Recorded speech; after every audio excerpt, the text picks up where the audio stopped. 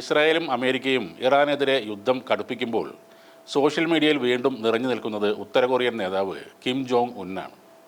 ആണവായുധങ്ങളുടെ നിയന്ത്രണവും പരിശോധനയുമൊക്കെ പറഞ്ഞുകൊണ്ട് അമേരിക്കയിലും ഇസ്രായേലും ഇറാനെ വിറപ്പിക്കുമ്പോൾ ആണവായുധങ്ങൾ ഉൾപ്പെടെ പലതും നേരത്തെ സ്വന്തമാക്കിയ ഉത്തര കൊറിയയ്ക്കെതിരെ സൈനിക നീക്കത്തിന് ധൈര്യമില്ലെന്നാണ് സോഷ്യൽ മീഡിയ പറയുന്നത്.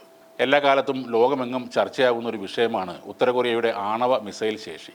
അമേരിക്കയും ഇസ്രായേലും ഉത്തര കൊറിയയെ ഒരു ശത്രുവായി കാണുന്നുണ്ടെങ്കിലും അവരെ നേരിട്ട് എതിർക്കാനോ അവരുടെ ആണവശേഷി ഇല്ലാതാക്കാൻ ശ്രമിക്കുകയോ ചെയ്യുന്നില്ല. എന്തുകൊണ്ട് അതിന് മുതിരുന്നില്ല എന്നതിനും വ്യക്തമായൊരു മറുപടിയുമില്ല. ഉത്തര കൊറിയയുടെ ആയുധശേഖരം ലോകത്തിലെ ഏതൊരു രാജ്യത്തെയും പേടിപ്പിക്കുന്ന തരത്തിലുള്ളതാണ്. 2026 ഏറ്റവും പുതിയ റിപ്പോർട്ടുകൾ പ്രകാരം അവരുടെ ആണവായുധങ്ങൾ 100 എണ്ണം വരെ എത്തിയിരിക്കാം എന്നാണ് പറയപ്പെടുന്നത്. 2009 ഒന്നോ രണ്ടോ മാത്രമുള്ളതിൽ നിന്നാണ് 100ലേക്കുള്ള ഉത്തര കൊറിയയുടെ ഇപ്പോഴത്തെ വളർച്ച. കിം ജോങ് ഉന്നിൻ്റെ ഭരണകാലത്ത് ഉത്തര കൊറിയ ഇൻ്റർ കോണ്ടിനെൻ്റൽ ബാലിസ്റ്റിക് മിസൈലുകൾ പോലുള്ളവയും വികസിപ്പിച്ചെടുത്തിരുന്നു. ഈ മിസൈലുകൾ അമേരിക്കൻ ഭൂഖണ്ഡത്തിലെത്താൻ ശേഷിയുള്ളതുമാണ്. അമേരിക്കയുടെ ആധുനിക പ്രതിരോധ സംവിധാനങ്ങളെ വരെ മറികടക്കാൻ രൂപകൽപ്പന ചെയ്തതാണ് അവരുടെ ആയുധങ്ങളെല്ലാം. ശബ്ദവേഗത്തിൻ്റെ 5 ഇരട്ടി വേഗതയുള്ള ഈ മിസൈലുകൾ റഡാറുകൾക്ക് കണ്ടെത്താനും വളരെ പ്രയാസമാണ്. അമേരിക്കയ്ക്ക് 5500-ലധികം ആണവായുധങ്ങളുണ്ട്. ഉത്തര കൊറിയയുടെ 100 എന്ന കണക്ക് അതിനു മുന്നിൽ തീരെ ചെറുതാണ് താനും. എന്നാലും അമേരിക്ക ഉത്തര കൊറിയയെ ഭയക്കുന്നത് കിം ജോങ് ഉൻ എന്ന തലവൻ കാരണമാണ്.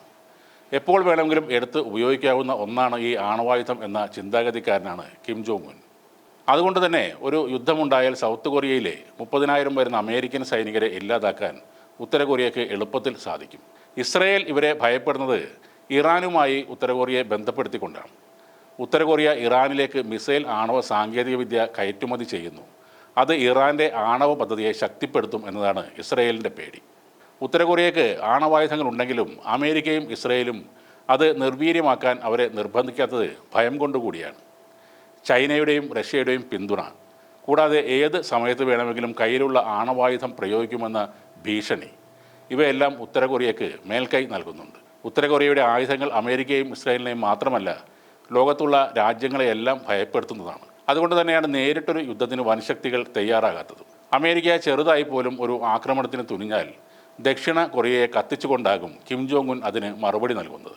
അല്പബുദ്ധി, ഒറ്റബുദ്ധി എന്നൊക്കെ കിം ജോങ് ഉന്നിനെ പരിഹസിക്കാൻ വേണ്ടി പറയുന്നുണ്ടെങ്കിലും ആ ഒറ്റബുദ്ധിയുടെ കയ്യിലുള്ള ആയുധങ്ങളും അത് പ്രയോഗിക്കാനുള്ള അയാളുടെ മനസ്സുമാണ് എതിരാളികളിൽ ഭീതി പടർത്തുന്നത്.